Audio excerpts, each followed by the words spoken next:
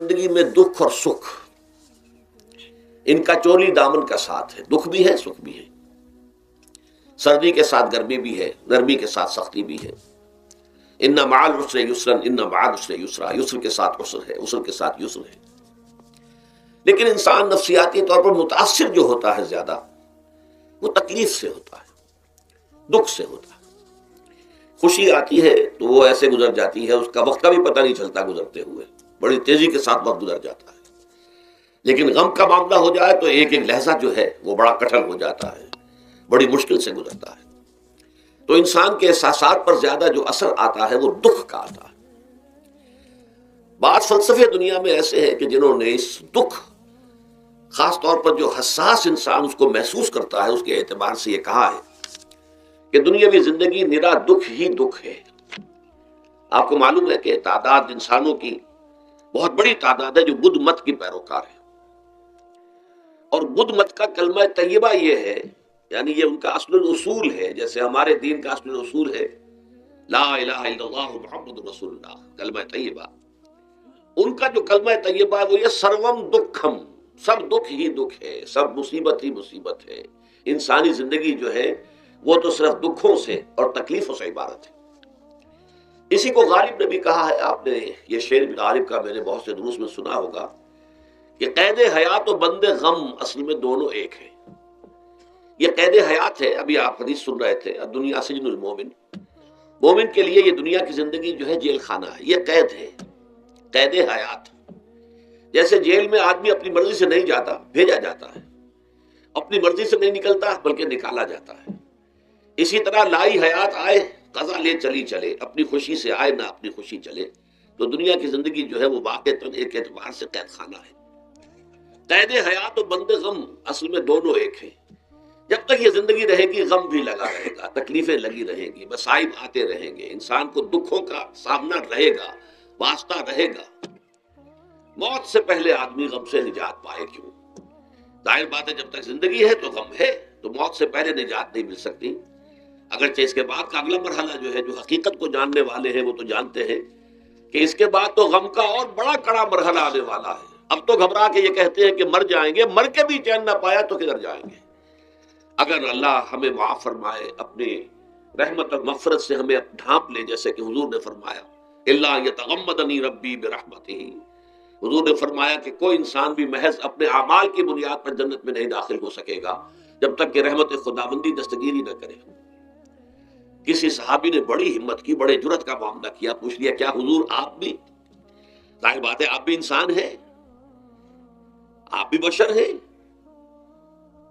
قرآن مجید میں کہلوایا گیا ہے قُلْ إِنَّمَا أَنَا بَشَرٌ مِثْلُكُمْ۔ تو اگر آپ کہتے ہیں کوئی انسان جنت میں داخل نہیں ہو سکے گا محض اپنے اعمال کی بنیاد پر جب تک کہ رحمت خداوندی دستگیری نہ کرے، تو کیا آپ بھی اس قاعدہ کلیہ میں شامل ہیں؟ آپ نے فرمایا ہاں میں بھی، الا یتغمدنی ربی برحمتہ، جب تک کہ میرا رب مجھے اپنی رحمت سے ڈھانپ نہیں لے گا میں بھی جنت میں داخل نہیں ہو سکوں گا۔ تو اس اعتبار سے اللہ تعالیٰ وہاں ہمیں بچا لے، لیکن جو وہاں نہیں بچایا گیا، اب ظاہر بات ہے کہ اس کے لیے جو مصیبت ہے وہ تو پھر دائمی ہے، ابدی ہے، دکھ ہی دکھ ہے۔ میں اس کی طرف زیادہ جانا نہیں چاہتا، اس وقت اصل میں میرا موضوع جو ہے وہ اس دنیا میں دکھوں کا علاج۔ اب اس اعتبار سے غور کیجئے، دکھ دو قسم کے ہیں۔ قرآن مجید پر جتنا میں نے غور کیا، دکھ ایک تو وہ ہے کہ جو ناگہانی طور پر آ جاتے ہیں، اس میں ہماری کسی غلطی کو دخل نہیں ہوتا۔ وہ کوئی آفت سماوی ہے، کوئی زلزلہ آ گیا ہے۔ ابھی آپ کو معلوم ہے بھوج جو قصبہ تھا گجرات اسٹیٹ کا، انڈیا کا پورا ختم ہو گیا، اس میں بہت سے مسلمان بھی تھے۔ جب کوئی آفت سماوی آتی ہے تو وہ ظاہر بات ہے کہ پھر سب کے سب لوگ اس کی لپیٹ میں آ جاتے ہیں۔ زلزلہ آ گیا، کوئی اور طوفان آ جائے، جیسا کہ کئی مرتبہ آپ نے اخبارات میں پڑھا ہوگا، اس سال امریکہ میں بہت طوفان آئے، مشرقی ساحل پر بار بار طوفان آئے، وہاں بھی لوگ مرتے ہیں، وہاں بھی چھتیں اڑ جاتی ہیں، وہاں بھی تباہی جو ہے آتی ہے۔ تو اس حوالے سے ایک تو ہے وہ ناگہانی آفات، آفت ارضی ہو یا آفت سماوی ہو، زلزلہ ہے یا آفت ارضی ہے، طوفان آ گیا ہے، کوئی سائیکلون آ گیا یا آفت سماوی ہے، یا کوئی آسمان سے بڑا سا پتھر آ جائے۔ آپ کبھی کبھی اخبارات میں پڑھتے ہوں گے کہ ایک بڑی چٹان پاس سے گزر گئی، بہت بڑی خلائی چٹان جو ہے زمین کے قریب سے ہو کر گزر گئی، زمین بچ گئی، ورنہ اگر وہ زمین سے ٹکرا جاتی تو نہ معلوم کتنا بڑا یہاں پر تباہی کا معاملہ ہوتا۔ بڑے بڑے جو ہے شہاب گرتے رہے زمین کے اوپر، بڑی بڑی تباہیاں آتی رہی ماضی میں۔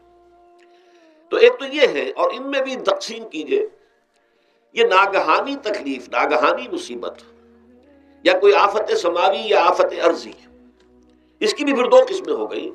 ایک وہ کہ جو افراد کو متاثر کرتی ہے انفرادی سطح پر، آدمی سڑک پر جا رہا تھا، پیچھے سے آ کر کسی گاڑی نے ٹکر ماری، گر گیا، ٹانگ ٹوٹ گئی۔ اب ظاہر بات ہے کہ اس میں اس کا کوئی قصور نہیں ہے، یہ اللہ تعالیٰ کی طرف سے بات آ گئی ہے۔ یا یہ کہ کوئی اگر اجتماعی سطح پر آیا، جیسا کہ زلزلہ ہے، یا جیسا کہ کوئی سائیکلون ہے، کوئی بڑا طوفان ہے، بہت بڑے فلڈز آ گئے ہیں۔ اس وقت بھی موزمبیق میں بہت بڑا فلڈ آیا ہوا ہے، ساؤتھ افریقہ میں، اور افریقہ میں اس پچھلے سال بھی بہت بڑا فلڈ آیا تھا، بڑی تباہی آئی آ رہا۔ تو یہ آفت سماوی، یہ ظاہر بات ہے کہ اجتماعی سطح پر آتی ہے، بڑی بڑی مقدار میں اور تعداد میں لوگ متاثر ہوتے ہیں، لاکھوں لوگ بے گھر ہو جاتے ہیں، ہزاروں آدمی مارے جاتے ہیں۔ تو پہلی شکل جو ہے دکھ کی، جیسا کہ میں نے عرض کیا، وہ ناگہانی دکھ، کوئی آفت ارضی، کوئی آفت سماوی، خواہ وہ انفرادی ہو خواہ اجتماعی۔ اس کے ضمن میں کیا علاج ہے؟ ظاہر بات ہے کہ اس کا علاج یہ تو نہیں ہو سکتا کہ آپ اس کو ختم کر سکیں۔ انگریزی کا ایک محاورہ ہے، what cannot be cured must be endured۔ جو چیز جو ہے جس کا علاج نہیں ہو سکتا وہ تو برداشت کرنی پڑے گی۔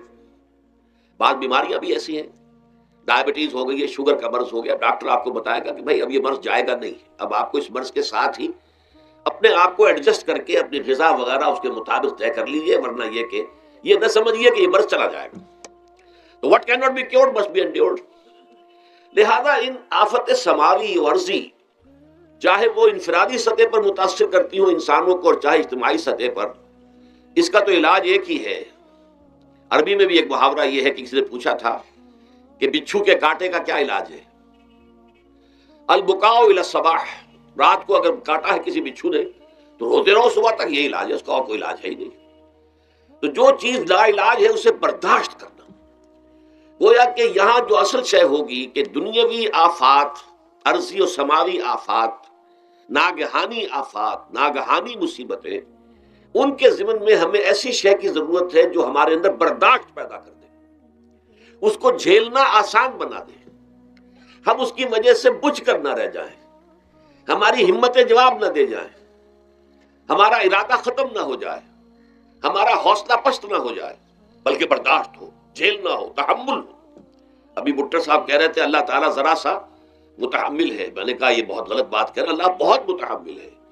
وہ ذرا سا تو یوں سمجھیے کہ ان کے کہنے کے انداز میں یہ بات آ گئی، ذرا سا رحیم بھی ہے، نہیں وہ بہت رحیم ہے، بہت متحمل ہے، بہت حلیم ہے۔ لیکن یہ کہ ہمیں یہ جو آفات سماویہ اور ارضیاں ہیں جو ہمارے اوپر آ جاتی ہیں اللہ کی طرف سے، ان کے ضمن میں ذہنی ایک ایٹیچیوڈ پیدا ہو جائے، سوچ کا ایک خاص رخ بن جائے، انسان کے احساسات ایک خاص طرز پر ڈھل جائیں، تو پھر ان کو برداشت کرنا آسان ہو جاتا ہے۔ اور وہ کیا ہے؟ وہ ہمارے ایمان کا لازمی تقاضا ہے۔ ایمان ہمیں یہ بتاتا ہے کہ کوئی مصیبت اس زمین میں آتی ہے نہ تمہاری جانوں پر آتی ہے بغیر اذن رب۔ جو کچھ آ رہا ہے اللہ تعالیٰ کے فیصلے سے آیا ہے، یہ کوئی اندھا بہرا مادہ نہیں ہے، یہ کوئی اندھا بھینسا نہیں ہے کہ اس نے آ کے آپ کو ٹکر مار دی ہے، نہیں، یہ تو سمیع اور بصیر، علیم و خبیر اللہ، اور حکیم اور قدیر اللہ کا فیصلہ ہے۔ لہذا یہ من جانب اللہ ہے، اس کو تم سمجھو یہ اللہ تعالیٰ کی طرف سے ہے۔ اور جب اللہ کی طرف سے ہے تو سورہ آل عمران میں فرمایا بیدہ الخیر، اس کے ہاتھ میں تو خیر ہی خیر ہے۔ یعنی بظاہر تمہیں محسوس ہوتا بھی ہو کہ یہ میرے لیے تکلیف دہ بات آ گئی ہے، تو اس کو یوں سمجھو کہ اس کا نتیجہ جو میرے حق میں نکلے گا وہ خیر ہوگا۔ فوری طور پر تو تکلیف ہے، مجھے اچھی نہیں لگ رہی، ناگوار ہے، لیکن نتیجہ اس کا خیر نکلے گا۔ جیسے بچہ بیمار ہے، ماں اسے دوا پینے پر مجبور کر رہی، کڑوی دوا ہے، وہ تو سمجھتا ہے مجھ پر بڑا ظلم ہو رہا ہے، یا آپ لے گئے اسے ڈاکٹر کے یہاں ٹیکا لگوایا ہے، وہ تو چیخ رہا ہے، رو رہا ہے، لیکن آپ کو معلوم ہے، کاش اسے بھی معلوم ہو جائے کہ یہ میرے خیر کے لیے، میرے بھلے کے لیے۔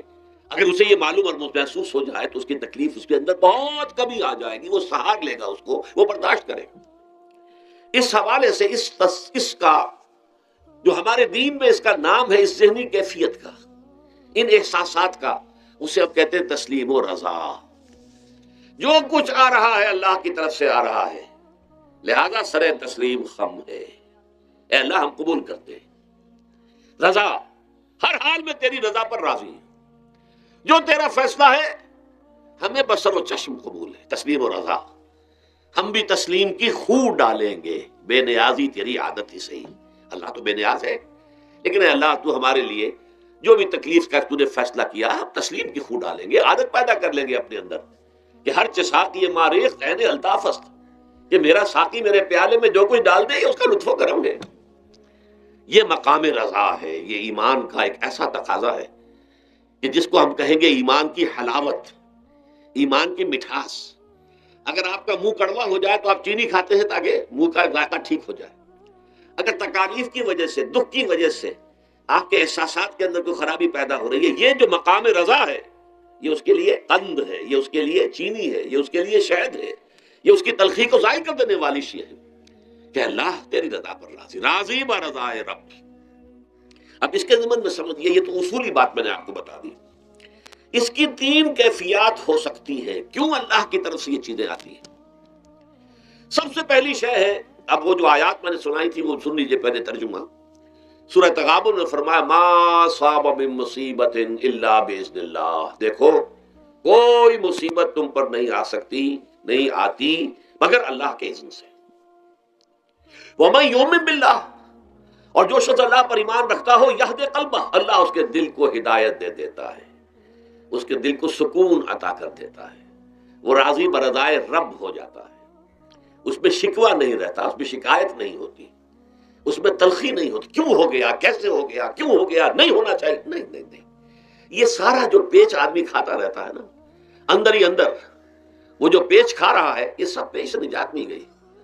برو کشید سے پیچا کے ہستبود مرا، کہ اقدہا کے مقام رضا کشود مرا۔ یہ پیچ کھانا جو ہے، پیچا کے ہستبود، اس سے اللہ تعالیٰ نے مجھے نجات دے دی ہے مقام رضا کے ذریعے سے۔ کتنے بڑے بڑے عقدے میرے حل ہو گئے اس مقام رضا سے، کہ اقدہا کہ مقام رضا کشود میرے تو بہت سے عقدے اس سے حل ہو گئے۔ اس حوالے سے ایک موٹی بات تو یہ ہو گئی، لیکن اب اس کو 3 حصوں میں تقسیم کیجئے۔ پہلی بات یہ کہ یہ اللہ کی طرف سے آزمائش کے طور پر آتے ہیں۔ آزمائش، میرا بندہ اس پر صبر کرتا ہے یا نہیں، یا میرے خلاف بکواس کرنے پر آمادہ ہو جاتا ہے۔ اللہ تو ایسا ہے، اللہ نے تو ہم پر کبھی کرم کیا ہی نہیں ہے، اللہ تو ظالم، معاذ اللہ معاذ اللہ معاذ اللہ۔ کہیں ایسا تو نہیں، میرا بندہ جو ہے تکلیف کو جھیلتا ہے میری وجہ سے، یہ سمجھ کے کہ اللہ کی طرف سے آئی۔ یہ صبر جو ہے یہ بہت بڑی کامیابی ہے اگر انسان کو حاصل ہو جائے۔ اور اس صبر کے نتیجے میں 2 اور باتیں پیدا ہوتی ہیں۔ یہ مضامین علیحدہ علیحدہ دروس کے اندر آتے رہے ہیں، لیکن آج ایک نئے عنوان کے تحت جمع ہو کر آ رہے ہیں۔ پہلی بات یہ ہوتی ہے کہ یہ امتحان کا نتیجہ کیا نکلتا ہے کہ آپ نے ایک امتحان پاس کیا تو آپ کے اگلے درجے میں ترقی ہو جاتی ہے۔ 5ویں کا امتحان پاس کر لیا نا تو 6ٹھی میں جائیں گے، اب 6ٹھی کا امتحان پاس کریں گے تو 7ویں میں جائیں گے، 7ویں کا پاس کریں گے تو 8ویں میں۔ درجہ بدرجہ انسان کی دینی، ایمانی اور روحانی ترقی کا ذریعہ یہ آزمائش بنتی ہے۔ جتنا اس میں صبر ہوگا، جتنا اس میں تسلیم و رضا جو ہے آپ حاصل کرتے جائیں گے تو آپ کے درجے بلند ہوتے چلے جائیں گے۔ آپ کا امتحان کڑے سے کڑا آئے گا، بڑے سے بڑا آئے گا، مشکل سے مشکل تر آئے گا۔ ایک وقت میں ایم اے کا امتحان بھی آپ کو دینا ہوگا، ایک وقت ہو سکتا ہے پی ایچ ڈی کے لیے تھیسس آپ لکھیں، پھر اس کے اوپر جو ہے ٹیم بیٹھی ہوئی اور آپ سے وہ بحث کرے، جرا کرے آپ سے، وہ بھی کرنا ہوگا۔ لیکن یہ کہ اگر پرائمری ہی میں فیل ہو گئے تو اس کا سوال ہی پیدا نہیں ہوتا کہ کبھی آپ ایم اے کا یا پی ایچ ڈی کا تھیسس بھی لکھیں۔ اور اسی کو دوسرے انداز میں کہا گیا ہے قرآن مجید میں، وَلِيُبْلِيَ الْمُؤْمِنِينَ مِنْهُ بَلَاءً حَسَنًا۔ اصل میں ابلا کہتے ہیں، بلا یبلو جو ہے عربی زبان میں آتا ہے آزمانا۔ خلق الموت والحیات لیبلوکم ایکم احسن عملا، یہی معنی ابتلا کے، ابتلا یبتلی آزمانا۔ ابلا یبلی جو آتا ہے باب افعال سے، اس میں آتا ہے کسی کو کسی تکلیف میں ڈال کر اس کو نکھارنا، کہ اس کا جوہر نکھر جائے، اس کے اندر جو خیر ہے وہ اور چمک جائے، لوگوں کو بھی معلوم ہو جائے کہ یہ شخص اس مقام کا اہل ہے، اس کے اندر یہ صلاحیت ہے، اس میں یہ قوت موجود ہے۔ تو یہ گویا کہ اہل ایمان کی صلاحیتوں کو نکھارنے کے لیے اور ان کے درجات کی ترقی کے لیے بھی اللہ تعالیٰ دنیا کے اندر یہ مصیبتیں اور امتحانات جو ہیں آزمائش کے حوالے سے افراد پر بھی اجتماعی طور پر بھی لاتا ہے۔ اور ایک اس کا اور بھی ہے، اہل ایمان پر اس طرح کے ابتلاء و آزمائش کی ایک نوعیت اور بھی ہے، اور وہ یہ ہے کہ جو بھی آپ سے غیر ارادی طور پر یا یہ کہ آپ نے کوئی گناہ ارادی طور پر بھی کر لیا، اللہ تعالیٰ اس کی سزا اسی دنیا میں دے کر آخرت کی سزا سے محفوظ کر دیتا ہے۔ گویا کہ اس سے بڑا خیر کیا ہوگا؟ یہاں کی سزا کیا ہے؟ جھیل لی آپ نے، بخار آ گیا، ٹانگ ٹوٹ گئی، چلیے 3 مہینے آپ بستر پر پڑے رہے نا، اور کیا ہوا؟ کچھ نہیں۔ لیکن یہ کہ آخرت کی سزا ملتی بہت عظیم ہوتی، لہذا کفارہ بناتا ہے اللہ تعالیٰ ان جو بھی گناہ ہو گئے ہیں، غلطیاں ہو گئی ہیں، ان کا کفارہ اللہ تعالیٰ بندہ مومن کے لیے، حضور کی ایک حدیث ہے، اس کا متن مجھے اس وقت یاد نہیں ہے، کہ مومن کا معاملہ عجیب ہے، اسے کوئی تکلیف پہنچتی ہے صبر کرتا ہے، وہ اس کے گناہوں کا کفارہ بن جاتا ہے، اور اگر کوئی خوبی ملتی ہے اس پر اللہ تعالیٰ کا شکر ادا کرتا ہے، اس کے درجات بلند ہو جاتے ہیں۔ تو یہ معاملہ جو ہے اللہ تعالیٰ کی طرف سے بندہ مومن کے حق میں خیر، کہ در حقیقت اس کے ان گناہوں کی پاداش کہ جو اس نے یہاں کر لیے ہیں یہی دنیا میں دے کر دھو دیا جائے، پاک کر دیا جائے۔ جیسے آپ کو معلوم ہے دھوبی جو ہے کپڑے کو بھٹی میں چڑھاتا ہے، گرم پانی میں ڈالتا ہے کہ ڈالتا، تاکہ اس کا میل نکلے، اس کے آگے پٹکتا بھی ہے ذرا اس کو، تاکہ وہ میل اچھی طرح چھٹ جائے اس سے۔ اسی طرح اگر دنیا میں ہمارے میل چھٹ جائیں، دنیا میں اگر ہمارے گناہ دھل جائیں، تو یہ بڑے نفع کا سودا ہے، بڑے نفع کا سودا ہے، بڑے نفع کا سودا ہے۔ اس اعتبار سے آپ غور کیجئے کہ اگر یہ حقائق ہمارے سامنے رہے تو کیا کوئی تکلیف دنیا کی ہمیں بھاری محسوس ہوگی؟ ہمیں تو بتایا یہ گیا ہے کہ عسیٰ ان تکرہوا شیئا وہو خیر لکم وعسیٰ ان تحبوا شیئا وہو شر لکم واللہ یعلم وانتم لا تعلمون۔ ہو سکتا ہے کہ تم کسی چیز کو ناپسند کرو، ذرا حالے کہ اسی میں تمہارے لیے خیر ہے، تمہیں نہیں پتا، اور ہو سکتا ہے تم کسی چیز کو پسند کرو، ذرا حالے کہ اس میں تمہارا شر ہے لیکن تمہیں نہیں معلوم۔ اللہ یعلم وانتم لا تعلمون، اللہ جانتا ہے تم نہیں جانتے۔ اس حوالے سے سپردم بتو مایا خیشرا خدانی حساب کم و بیشرا، اے اللہ، اس کو کہتے ہیں تفویض۔ یہ سورہ تغابن کے 10 میں یہ تمام مضامین تفصیل سے آتے ہیں کہ ایمان کے جو باطنی ثمرات ہیں اس میں سب سے پہلے مقام رضا ہے، پھر تفویض ہے، توکل ہے۔ آپ محنت کر رہے ہیں، محنت کر رہے ہیں، محنت کر رہے ہیں، نتیجہ نہیں نکلا۔ ایک نتیجہ یہ نکلے، ایک بچے نے بہت محنت کی، دن رات کام کیا، فیل ہو گیا امتحان میں، اب صدمے سے کمر ٹوٹ سکتی ہے اس کی، لیکن نہیں، ہو سکتا ہے کہ اللہ تعالیٰ نے اسی میں میرے لیے خیر رکھی، اس لیے کہ ہماری محنت سے کچھ نہیں ہوگا، ہمارے مادی وسائل سے کچھ نہیں ہوگا، ہوگا اللہ کے اذن سے، اللہ کی مرضی سے، اللہ کی مشیت سے۔ یہ ہمارے لیے خاص طور پر اس اعتبار سے بہت اہم نقطہ ہے، ہم سب راہ حق کے مسافر ہیں، اپنے اپنے بس پڑتے محنت کر رہے ہیں، وقت بھی صرف کر رہے ہیں، مال بھی صرف کر رہے ہیں، محنت کر رہے ہیں، مشقت کر رہے ہیں، لیکن فرض کیجئے جیسا کہ ہے فی الواقع، فرض کیا کیجئے، وہ تو واقع سامنے کی بات ہے، نتائج نکلتے نظر نہیں آ رہے، قدم نہیں بڑھ رہے، ہماری طرف لوگوں کا رجوع عام نہیں ہے، ٹھیک ہے، اس پر قطعاً بدل ہونے کی بات نہیں ہے، یہ اللہ تعالیٰ کی مشیت میں ہوگا، جب وہ چاہے گا تب ہوگا، ہمارا کام یہ کہ اپنا فرض ادا کیے چلے جائیں بس، اور نتیجے سے بالکل ذہن کو اپنے منقطع کر لیں، ذہن کا کوئی تعلق آپ کے نتیجے کے ساتھ نہ رہے۔ یہ جب تک کیفیت ہماری نہیں ہوگی، ہم اس راہ پر استقامت اور مدام اس پر محنت اور جد و جہد کرنا جو ہے وہ ہمارے لیے ممکن نہیں رہے گا۔ اس کے لیے میں اگر آپ کے سامنے رکھوں معاملہ کہ حضور صلی اللہ علیہ وسلم کے جو پہلے 10 برس ہیں، جب سے آپ کو آغاز ہوا ہے وحی کا، اس کے بعد سے پہلے 10 برس دن رات کی محنت، شدید مشقت، یہاں تک کہ اللہ بھی روک رہا ہے، نبی آپ اپنے آپ کو ہلاک کر لیں گے، لعلک باخع نفسک الا یکونوا مؤمنین، کیا آپ اپنے آپ کو اس صدمے میں ہلاک کر لیں گے؟ یہ ایمان نہیں لا رہے، اس قدر صدمہ۔ لیکن اس کے ساتھ یہ ہے کہ یہ نہیں ہے کہ نتیجہ نہیں نکل رہا تو کام چھوڑ کے بیٹھ جائے، نہیں، معاذ اللہ، معاذ اللہ، نتیجہ نہ نکلے تو حضرت نوح علیہ السلام کی عمر بھی اگر حضور کی ہوتی 950 برس بھی حضور دعوت دیتے تھے، آپ کا کام تھا، آپ کا فرض تھا۔ حضرت نوح علیہ السلام بھی تو آخر اللہ کے ایک بندے تھے، اللہ کے رسول تھے، 950 برس تک دعوت دی ہے، فَلَبِثَ فِيهِمْ أَلْفَ سَنَةٍ إِلَّا 50 عاما، یہ تو ہم مانتے ہی نا، اگر قرآن کے اندر نص قطعی صریح الفاظ نہ ہوتے کہ 950 برس تک رہے، ورنہ یہ بات سمجھ سے بالا تر ہے۔ عام طور پر معلوم ہوتا ہے کہ اس دور میں ابھی عمریں زیادہ تھی لوگ، بہرحال جو میں نے عرض کیا تھا کہ دکھ جس سے انسان متاثر ہوتا ہے اس کی ایک قسم وہ ہے کہ جو ہمارے ارادہ اور اختیار سے باہر اللہ کی مشیت سے، اللہ کے اذن سے، اللہ کی مرضی سے آتا ہے. اس کے لیے ہمارا کام صرف برداشت ہے. جو شے بھی ہمیں برداشت کی صلاحیت عطا کر دے وہی اس کا علاج ہے. جیسے آپ کو معلوم ہے کہ بخار بہت تیز چڑھا ہوا ہے، اس کی دوا نہیں ہے اسپرین یا کوئی اور پیراسیٹامول، بخار کی شدت کو کم کر دے گا، وہ کوئی علاج نہیں ہے. علاج تو ہوگا اگر معلوم ہو کہ کون سے جراثیم ہے، کس کی وجہ سے ہے، اس کا صحیح اینٹی بایوٹک کون سا ہے، وہ علاج ہوگا. یہ علاج نہیں ہے. لیکن اس کی شدت کی کمی اور اس کے اندر جو احساس ہے جھیل جانے کا، وہ انسان کے لیے آسان ہو جاتا ہے. یہی مضمون آیا ہے سورہ حدید میں بھی، ما اصاب من مصیبت فی الارض ولا فی انفسکم. یہاں کھول دیا اس مضمون کو. میں نے عرض کیا تھا نا کہ یہ آفت سماوی بڑے پیمانے پر بھی ہو سکتی ہے، زمین میں یعنی زلزلہ آ گیا، فلڈ آ گیا، طوفان آ گیا. ولا فی انفسکم، خاص تمہاری جان میں. تمہیں بخار ہو گیا، تمہیں ٹی وی لگ گئی، تمہیں کوئی اور بیماری آ گئی، تمہیں کینسر ہو گیا، معاذ اللہ معاذ اللہ. ہوتا ہے، آخر ہوتا ہے. دنیا میں انسانی زندگی کے ساتھ یہ ساری چیزیں لگی ہوئی ہیں.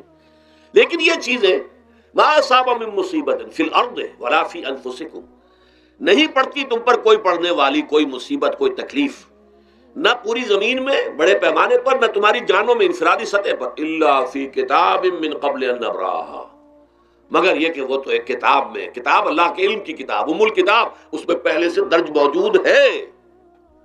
یہ الٹ ٹپ نہیں ہو گیا، یہ اچانک نہیں ہو گیا. آپ اچانک سمجھتے ہیں کہ صاحب میں تو جا رہا تھا، اچانک ٹرک نے آ کے مجھے دھکا مار دیا. اچانک کوئی شے یہاں نہیں ہوتی. اس کائنات میں پتہ تک نہیں ہلتا جب تک کہ اس نے رب نہ ہو. اچانک کا کیا سوال؟ تو در حقیقت جو ہوتا ہے وہ اللہ تعالیٰ کے علم میں پہلے سے ہے. علم کامل، ما کان و ما یکون، جو کچھ ہوا ہے، جو کچھ ہوگا، مستقبل، ماضی، کل کا کل آنے واحد میں اللہ کے علم میں موجود ہے. لہذا یہاں اچانک کچھ نہیں ہوتا. جو بھی آیا ہے اللہ کے علم سے آیا ہے، اور یہ پہلے سے اللہ کے علم کے اندر موجود تھا، لکھا ہوا تھا. الا فی کتاب من قبل ان نبراها ان ذلک علی اللہ یسیر. یہ تمہیں تو مشکل نظر آئے گا لیکن اللہ پر بڑا آسان ہے. اللہ کا علم کامل، ما کانا ما یکون کو حاوی ہے. لکہ لا تاسوا علی ما فاتکم، تاکہ تم افسوس نہ کیا کرو ان چیزوں پر جو تم سے چھوٹ جائیں، جاتی رہیں، چھن جائیں. کوئی موقع تھا ہاتھ سے نکل گیا، کوئی دولت تھی اس پر ڈاکہ پڑ گیا، کوئی اور مصیبت ہے وہ آ گئی، کوئی عزیز فوت ہو گیا، اکلوتا بیٹا تھا فوت ہو گیا، وغیرہ وغیرہ. ما فاتکم، فات سے ہی فوتیدگی ہے نا. جو شے بھی نکل جائے، چلی جائے، ہاتھ سے جاتی رہے، چاہے وہ کوئی آپ کا عزیز تھا جو فوت ہو گیا تو آپ کے ہاتھ سے نکل گیا، یا کوئی مال تھا جو آپ کے قبضے سے نکل گیا، ڈاکہ پڑ گیا، چوری ہو گئی، نقصان ہو گیا کاروبار میں بہت بڑا، اس پر افسوس نہ کیا کرو. اگر افسوس کرو گے تو اس کا مطلب کیا ہوگا کہ تمہیں اللہ پر اعتماد نہیں ہے، یا تم سمجھتے ہو کہ اللہ کے سوا بھی کوئی ہے جو یہ کام کر سکتا. کائنات میں تو ایک ہی کی مرضی چلتی ہے، وہ ہے اللہ. لہذا اگرچہ وہ کسی کے ذریعے سے تکلیف آپ کو پہنچی ہے، کسی نے آپ کو پتھر مارا ہے، وہ پتھر ہو سکتا ہے آپ کو نہ لگتا، لگ گیا ہے تو اللہ کے فیصلے سے لگا ہے. اس کا باپ بھی نہیں پتھر مار سکتا آپ کو اگر اللہ کا اذن نہ ہو. لہذا آپ پتھر مارنے والے کو بھی مجرم سمجھیے، ٹھیک ہے، اس سے بھی قصاص لینے کا آپ کو حق ہے، لیکن یہ جان لیجئے کہ جو آیا ہے پتھر وہ اذن رب سے آیا ہے. اب ظاہر بات ہے کہ اگر یہ کیفیت ہوگی تو غصہ اتنا نہیں ہوگا اس شخص پر کہ جس نے یہ کام کیا ہے، بلکہ ہو سکتا ہے آدمی مسکرا کے رہ جائے. جیسے کہ وہ میں واقعہ سناتا رہا ہوں اپنے دروس میں کہ ایک درویش مرش آدمی جا رہا تھا، جو رب کرے سو ہو، جو رب کرے سو ہو، جو رب کرے سو ہو. کسی شخص نے پتھر اٹھا کر دے مارا، اس کے سر پہ لگ گیا کہ اس نے پیچھے پلٹ کر دیکھا کس نے مارا ہے. اس نے کہا مجھے کیا دیکھتے ہو، جو رب کرے سو ہو، یہ تو رب کے مارنے سے. اس نے کہا مجھے تو یہ پتھر رب کے مارے ہی لگا ہے، لیکن میں دیکھ یہ رہا تھا بیچ میں کس کا منہ کالا ہو گیا، اپنے لیے کس نے ایک گناہ کما لیا، اپنے لیے کس نے ایک مصیبت جو ہے وہ مول لے لی. وہ بیچ میں تم آ گئے ہو، پتھر اللہ کی طرف سے آیا ہے، لیکن اس کا عذاب، اس کا وبال تم پر آ جائے گا.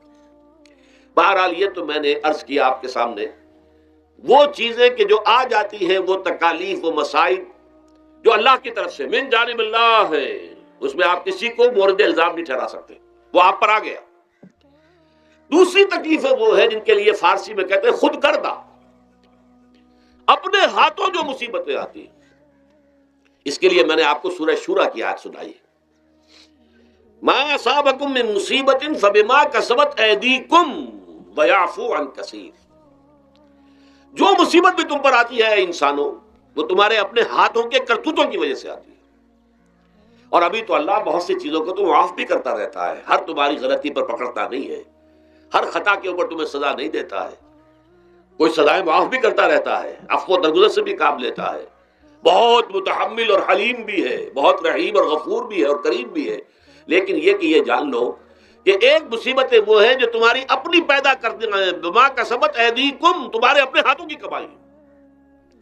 یہ کون سی خود کردہ، یہ در حقیقت ہے اجتماعی نظام جو انسان بناتا ہے. اس اجتماعی نظام کو غلط کر کے اگر اس نے اپنے لیے مصیبتیں کھڑی کر لی، مصیبت ہے لیکن یہ مصیبت تمہارے اپنے ہاتھوں کی لائی ہوئی ہے. تم نے نظام غلط بنایا ہوا ہے، تم نے دولت کی تقسیم غلط کی ہوئی ہے. اللہ نے تو رزق پیدا کر دیا اور سب کے لیے کافی ہے. یہ تم نے کیا ہے کہ ایک طرف کچھ لوگوں کے کھتے بھرے ہوئے ہیں اور ایک طرف کوئی فاقے سے مر رہا ہے. یہ خود کردہ ہے، یہ ہمارا کبھی ہے. یہ تم نے نظام غلط بنایا ہے. یہ جو نظام کے اندر خرابی ہے یہ تمہاری اپنے کرتوت ہیں. تم نے خود نظام کے اندر غلطی رکھی ہوئی ہے، ناانصافی گھولی ہوئی ہے، اس کا زہر گھولا ہوا ہے. یہ تمہارے اپنے کرتوتوں کی وجہ سے، اور اس کا علاج تمہیں کرنا پڑے گا خود. اور وہ علاج کیا ہوگا؟ اور نظام کو صحیح قائم کرو. اللہ کا دیا ہوا نظام، نظام عدل و قسط. یہی وجہ ہے کہ سورہ حدید کی جو آخری آیت میں نے پڑھی تھی وہ کیا تھی؟ اللہ تعالیٰ فرماتا کہ ہم نے تو اپنے رسولوں کو بھیجا اس لیے، کتابیں نازل اس لیے کی. لقد ارسلنا رسلنا بالبینات، ہم اپنے رسولوں کو بھیجتے رہے معجزوں کے ساتھ، واضح نشانیوں کے ساتھ. وانزلنا معهم الکتاب والمیزان، ان کے ساتھ ہم نے کتاب اتاری، میزان اتاری. یہ سارا کچھ ہم نے کس لیے کیا؟ لیقوم الناس بالقسط، تاکہ لوگ عدل پر قائم ہوں. اب اگر تم نے اس عدل کے نظام کو چھوڑ کر اللہ کے دیے ہوئے نظام کو تج کر تم نے خود اپنا نظام بنا لیا، تو ظاہر بات ہے سرمایہ دار جب نظام بنائے گا تو وہ مزدور کے بارے میں نہیں سوچ سکتا. اسے تو اپنی مصلحتیں نظر آئیں گی، اس کے سامنے تو اپنا نفع ہوگا. جتنا زیادہ سے زیادہ نفع کما لو، جتنا ان مزدوروں کا خون نچوڑ سکو نچوڑ لو. زمیندار نظام بنائے گا تو وہ بیچارے کاشتکار، مزارع، ہاری، اس کی مصلحت نہیں دیکھ سکتا. وہ تو کہے گا مجھے اپنے بچوں کو انگلستان بھیجنا ہے تعلیم کے لیے، مجھے اپنے لیے جو ہے اسلام آباد میں بھی بنگلہ بنانا ہے اور بری میں بھی بنانا ہے، اور پھر مجھے تو ایئر کنڈیشن بنگلے چاہیے ہر جگہ پر. وہ تو اپنے مصلحت کو دیکھے گا. غریب کے ساتھ کیا بیت رہی ہے جو دن رات کی محنت اور مشقت کر رہا ہے، جس نے ہل چلایا ہے، جس نے بیج ڈالا ہے، جس نے پانی دیا ہے، جس نے فصل کی دیکھ بھال کی ہے، جس نے پھر فصل کاٹی ہے، اس کے لیے تو بمشکل 2 وقت کا گزارا، وہ بھی بمشکل. اور اس کے علاوہ نہ اس کے بچے کے لیے علاج معالجے کی کوئی سہولت ہے، نہ اس کی اولاد کے لیے تعلیم کی کوئی کا بندوبست ہے. لیکن یہ کہ اسی کی محنت کے نتیجے میں عیش اڑا رہا ہے وہ زمیندار اور جاگیردار. ان کے محل ہیں، ایئر کنڈیشنڈ ہیں، ان کے بچے انگلستان اور امریکہ میں تعلیم حاصل کرتے ہیں. اب آگے بڑھ کر انہوں نے کارخانے دار بھی وہ بن گئے. وہی لوگ ہیں کہ جب اعلیٰ تعلیم حاصل وہ کرتے تھے وہی بیوروکریٹس بنتے ہیں، انہی میں بڑے بڑے افسر آئیں گے. عام آدمی جو ہے وہ تو شاذ نکل آتے ہیں. کچھ لوگ بہت ذہین بچے بھی ہوتے ہیں، غربا کے بچے بھی ہوتے ہیں، کبھی کبھی نکل آتے ہیں، لیکن وہ تو کوئی 1-2 دانے ہوں گے ایسے جو بہت ہی انتہائی طور پر غیر معمولی طور پر ذہین ہو. عام بچہ کہاں کرے گا، کیسے جائے گا؟ لہذا وہ پیچھے رہ جائے گا. وہ جونیئر کلرک ہوگا یا بہت تیر مارے گا سینئر کلرک ہو جائے گا، اپر گریڈ کلرک ہو جائے گا، لوور گریڈ کلرک سے بڑھ کر. اللہ اللہ خیر صلی اللہ. یہ کمشنر کون ہوں گے، ڈپٹی کمشنر کون ہوں گے؟ یہ تو ظاہر بات ہے اسی. سیکریٹری کون ہوں گے؟ یہ 22 گریڈ والے کون ہوں گے؟ 21 گریڈ والے کون ہوں گے؟ ان کی اکثریت انہی لوگوں میں سے ہوگی. اس حوالے سے یہ جو غلطی، یہ جو دکھ ہے، یہ دکھ تمہارا اپنا پیدا کرتا ہے. اور خود کردہ رہا علاج نہیں، اس کا علاج اور کچھ نہیں ہے جب تک کہ تم خود اپنے طرز عمل کو نہیں بدلو گے. اب یہ جو دکھ ہے میں اس میں سے چند کو آپ کے سامنے گنوانا چاہتا ہوں. دیکھیے، سب سے پہلا دکھ جو دنیا میں انسان نے خود پیدا کیا سماجی سطح پر، یہ پیدائشی طور پر نیچ ہے اور یہ پیدائشی طور پر اونچا ہے. یہ مسلی ہے اور یہ سید ہے. ہمارے ہاں تو پھر بھی اللہ کا فضل ہے کہ اتنا زیادہ فرق و تفاوت نہیں. ہندوؤں میں یہ شودر ہے اور یہ برہمن ہے. علم حاصل کرنا برہمن کا حق ہے، شودر کا حق ہی نہیں ہے. اور شودر کے کان میں اگر اشلوک بھی پڑ جائے کہیں بغیر ارادے کے، کہیں جا رہا تھا اور کہیں گیتا کے اشلوک ہو رہے تھے، اس نے سن لیے، تو اس کی سزا کیا ہے؟ سیسا جو ہے اس کو پگھلا کر اور وہ اس کے کان میں ڈال دیا جائے تاکہ سماعت ہی ختم ہو جائے۔ دنیا میں یہ کس نے کیا بھائی؟ یہ خود انسان نے کیا۔ یہ ظلم انسان اپنے اوپر ڈھا رہا ہے، یہ اونچ نیچ اس نے خود بنائی ہے۔ ہمارے ہاں بھی ہے، اتنی نہیں ہے۔ مصلی کا کیا مقام ہے آپ کے معاشرے میں؟ سید کچھ بھی ہو، بدمعاش ہو، زانی ہو، سید ہے، اسے تو جھک کر اس کے گوڑے کو ہاتھ لگائیں گے۔ لیکن یہ کہ دوسرا شخص جو ہے مصلی، کتنا ہی نیک ہو، بھلا ہو، پارسا ہو، وہ برابر جو ہے چارپائی پر بھی بیٹھنے کا حقدار نہیں۔ یہ ساری اونچ نیچ ہم نے پیدا، اللہ نے نہیں کیا تھا۔ اللہ نے تمام انسانوں کو مساوی پیدا کیا۔ اللہ کے رسول یہ فرما کر گئے، لا فضل لعربی علی عجمی ولا لعجمی علی عربی ولا لأحمر علی اسود ولا لأسود علی احمر الا بالتقوی کلکم بنو آدم آدم من تراب۔ دیکھو کسی عرب کو کسی اجمی پر فضیلت نہیں ہے، کسی اجمی کو کسی عرب پر کوئی فضیلت نہیں ہے، کسی گورے کو کسی کالے پر فضیلت نہیں ہے، کسی کالے کو کسی گورے پر فضیلت نہیں ہے، الا بالتقوی۔ یہ اگر فضیلت ہے تقوی، کون خدا ترس زیادہ ہے، کس کے اخلاق زیادہ بلند ہیں، کون نیک اور پارسا زیادہ ہے، کون لوگوں کی خدمت زیادہ کرتا ہے، اس کے اعتبار سے درجہ بلند ہوگا۔ پیدائشی طور پر تمام انسان بالکل مساوی ہے۔ پھر ہمارے معاشرے میں جو ظلم ہوتا ہے، دو طبقات ہیں جو حضرات سورہ نساء پڑھتے ہیں، اس میں سب سے پہلے دو طبقات جو کہ گرے ہوئے تھے اس معاشرے میں اور آج بھی گرے ہوئے ہیں، ایک یتیم اور ایک عورت۔ ان دونوں کے لیے ابتدائی سے سورہ نساء کے اندر جو ہے احکام آئے تو ان کے بارے میں آئے۔ یتیموں کو ان کا مال ہڑپ کر جانا، ان کو دھکے دینا۔ ارأیت الذی یکذب بالدین فذلک الذی یدعو الیتیم ولا یحض علی طعام المسکین۔ تم نے کبھی غور کیا اس شخص پر جو کہ جزا و سزا کا منکر ہے؟ وہی ہے کہ جو یتیم کو دھکے دیتا ہے۔ یتیموں پر ظلم ہوتا ہے، وہ آپ کے معاشرے میں پستے ہیں، پٹتے ہیں، ان کا کوئی والی وارث نہیں، ان کی طرف سے کوئی پوچھنے والا نہیں، کوئی بولنے والا نہیں۔ اور پھر یہ کہ اگر اس کا باپ کو مال چھوڑ گیا ہے تو وہ چچا کھا جائیں گے، کوئی اور ولی کھا جائیں گے، ختم کر دیں گے، ہڑپ کر جائیں گے۔ جس پر قرآن مجید کہتا ہے کہ ان الذین یاکلون اموال الیتامی ظلما انما یاکلون فی بطونہم نارا۔ یقیناً وہ لوگ جو یتیموں کا مال ناحق ہڑپ کرتے ہیں وہ اپنے پیٹوں میں آگ کے انگارے بھر رہے ہیں۔ بس یصلون سعیرا۔ اور یہاں تو دنیا میں جو آگ کے انگارے ہیں وہ محسوس نہیں ہو رہے، آخرت میں ایک طرف وہ آگ کے انگارے ظاہر ہو جائیں گے جو اندر سے جلائیں گے، اور ایک طرف جہنم کی آگ باہر سے جلائے گی۔ یہ دو طرفہ جلن جو ہے ان کو برداشت کرنی پڑے گی۔ ظاہر بات ہے یہ ہمارا اپنا کیا ہوا ہے، یہ اللہ کی طرف سے نہیں ہے، یہ ہم نے نظام غلط بنایا ہے، ہم نے اتوار اپنے برے کر لیے۔ اور دوسرا طبقہ خواتین کا، عورتوں کا۔ سب سے بڑا ظلم اس معاشرے میں کیا ہے؟ جو بچپن ہی سے احساسات کے اوپر ایک بوجھ بن جاتا ہے بچیوں کے، کہ بیٹے کو افضل سمجھتے ہیں، بیٹی کو جو ہے گھٹیا سمجھتے ہیں۔ اس قدر ناانصافی، اس قدر ناانصافی۔ اسی باپ کے نطفے سے بیٹا بھی ہے اور بیٹی بھی ہے، اسی ماں کے رحم میں بیٹے نے بھی پرورش پائی ہے، بیٹی نے بھی پرورش۔ بعضکم من بعض، قرآن کہتا ہے تم سب ایک دوسرے میں سے ہو، کوئی فضل نہیں، کوئی گھٹیا نہیں۔ اللہ تعالیٰ نے، اللہ کے نبی نے کسی بیٹے کی پرورش پر کوئی اجر و ثواب نہیں بتایا۔ ہاں 2 یا 3 بیٹیوں کو پال پوس کر، تہذیب سکھا کر، پھر ان کی شادی کر کے ان کے گھروں میں پہنچا دیا، جنت کی ضمانت اللہ تعالیٰ دے رہا ہے۔ اور سب سے بڑی بات یہ کہ سب سے زیادہ محبوب انسان حبیب اللہ محمد ہے صلی اللہ علیہ وسلم، اور محمد کو اللہ نے بیٹے نہیں دیے، دیے بھی تو لے لیے، بیٹیاں دی، 4 بیٹیاں دی۔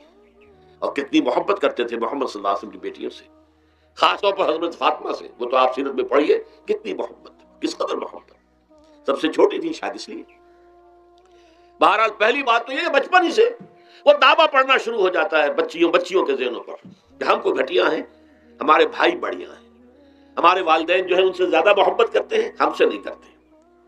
پھر شادی میں اکثر و بیشتر لڑکیوں کی مرضی کا کوئی خیال نہیں کیا جاتا۔ یہ ظلم ہے جو ہم کر رہے ہیں۔ لڑکی کی مرضی کے بغیر، اس کے اذن کے بغیر، اس کی اجازت کے بغیر کوئی شادی نہیں ہو سکتی۔ زبردستی وہ بھیڑ بکریاں نہیں ہے کہ جس کے ہاتھ چاہا آپ نے بیچ دیا، معاذ اللہ ثم معاذ اللہ ثم معاذ اللہ۔ یہ ضرور ہے کنواری بیٹی ہے تو اس سے صرف آپ نے پوچھا اور وہ خاموش رہی، بس یہ بھی کافی ہے۔ البتہ یہ کہ اگر کوئی سیبہ ہے جس سے پہلے نکاح ہو گیا تھا، بیوہ ہو گئی، یا پہلے شادی تھی ایک خلا لے لی، طلاق لے لی یا طلاق ہو گئی، اس کو تو کہنا پڑے گا کہ ہاں مجھے کوئی اعتراض نہیں ہے اگر میری فلاں شخص سے شادی کر دی جائے، اس کے بغیر نکاح ہو نہیں سکتا۔ پھر ان سب کے اوپر سب سے بڑا ظلم، یہ تو اللہ تعالیٰ آپ کو توفیق دے تو دوسرا رکوع سورہ نساء کا پڑھیں، کتنی تاکید کے ساتھ احکام آئے ہیں وراثت کے۔ وراثت مما قل منہ او کثر، چاہے زیادہ مال کسی نے چھوڑا ہو چاہے تھوڑا سا چھوڑا ہو، لیکن وراثت کے احکام جو ہے ان کو نافذ کرنا ہوگا۔ نصیبا مفروضا، یہ اللہ کی طرف سے حصے ہیں جو مقرر کر دیے گئے ہیں۔ لیکن ہمارے معاشرے میں کون ہے جو بیٹیوں کو دینے کو تیار ہو اور بہنوں کو دینے کو تیار ہو؟ مجھے تو حیرت ہوئی تھی، مالا کنڈ میں آپ کو معلوم ہوگا ایک دفعہ بڑی تحریک چلی تھی شریعت کے نفاذ کی۔ مولوی صوفی محمد صاحب بڑے نیک آدمی ہیں، بہت، اس میں کوئی شک نہیں، 80,000 کا مجمع لے کر جلوس لے کر وہ چل پڑے تھے اسلام آباد کی طرف۔ جیسے ابھی اکرم آوان صاحب نے دھمکی دی تھی کہ 3 لاکھ میرے پاس ہیں، لیکن وہ 3 لاکھ میں سے وہ تو ان کے ہاں جمع جو ہوئے مشکل 5 سے 6,000 آدمی جمع ہوا تھا کل، لیکن یہ تو 80,000 کو مالا کنڈ سے دے کر اور دریائے اٹک تک تو پہنچ گیا تھا اللہ کا بندہ، 80,000 کا قافلہ وہاں روکا گیا۔ لیکن ان سے بھی جب میں نے جا کر بات کی کہ مولانا شریعت آپ نافذ کروانا چاہتے ہیں، لیکن کیا آپ بچیوں کو بھی وراثت کا حق دینے کو تیار ہیں؟ کیا نہیں، یہ تو رواج کا معاملہ ہے۔ میں نے کہا لا حول ولا قوت الا باللہ، اگر یہ رواج کا معاملہ ہے تو باقی چیزیں بھی رواج کی ہیں، پھر شریعت بدل چکی ہے، اب شریعت کا رواج نہیں رہا، ساری شریعت چھوڑ دیجیے آپ۔ لیکن ان کی نیکی کی بات ہے یہ کہ پہلے توجہ کبھی ان کی ادھر نہیں ہوئی، لیکن میری یہ بات جو ہے ان کو لگ گئی ان کے دل کو۔ اگلی مرتبہ جب ان سے ملنے گیا تو انہوں نے کہا کہ اب میں نے بیعت لینی شروع کی ہے لوگوں سے کہ وہ اپنی بیٹیوں کو بھی حق دیں گے، وراثت کے اندر تقسیم کر کے دیں گے حصہ۔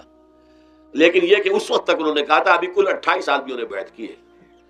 وہ 80,000 سے بیعت یہ لینی آسان کام نہیں ہے، 80,000 کو جوش دلا کر شریعت کے نام پر لا کر ٹکرا دینا یہ آسان کام ہے، لیکن 80,000 سے یہ بیعت لینا کہ پورے شریعت پر عمل کریں گے یہ بہت مشکل ہے۔ یہی تو وجہ ہے ہمارا قافلہ اگر سست گام ہے تو کیوں ہے؟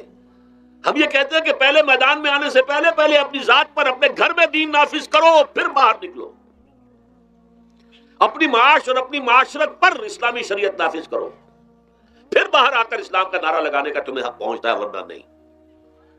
اگر تمہاری اپنی ذات پر دین نافذ نہیں، چہرے پر 12 بجے ہوئے ہو، اللہ تعالیٰ کے نبی کی سنت کا کہیں آثار دور دور تک نظر نہ آ رہے ہو، روزانہ پھاوڑا چلا رہا ہو آدمی نبی کی سنت کے اوپر شیو کر رہا ہو، اور پھر وہ کہے میں اسلام چاہتا ہوں، بھائی اللہ کے بندے پہلے ذرا یہ کمی پوری کر لے۔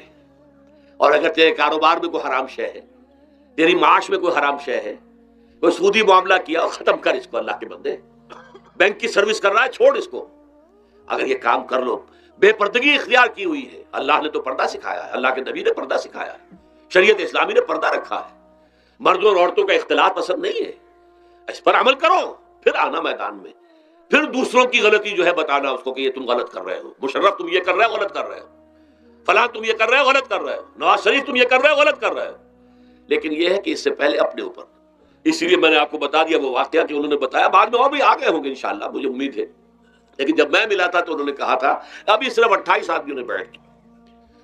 بہرحال عورتوں کا ایک حق ہے جو حضور نے بیان فرمایا اور قرآن مجید نے بیان کیا، عاشروہن بالمعروف، عورت کا اکرام ہو، بیٹی کی حیثیت سے بھی، بہن کی حیثیت سے بھی، بیوی کی حیثیت سے بھی، اور ماں کی حیثیت سے تو سمجھو کہ جنت جو ہے وہ ماں کے قدموں تلے ہے۔ الجنت تحت اقدام الامہات، فرمان ہے محمد رسول اللہ صلی اللہ علیہ وسلم کا۔ لہذا اکرام، عورت کا اکرام، عورت کی عزت، بیٹی کی حیثیت سے بھی، بہن کی حیثیت سے بھی، بیوی کی حیثیت سے بھی، اور ماں کی حیثیت سے بھی۔ عاشروہن بالمعروف، اپنی بیویوں کے ساتھ رہو بڑے طریقے پر، نیک طریقے پر، اچھے طریقے پر۔ حضور نے یہاں تک فرمایا خیارکم لأہلیکم وانا خیرکم لأہلی۔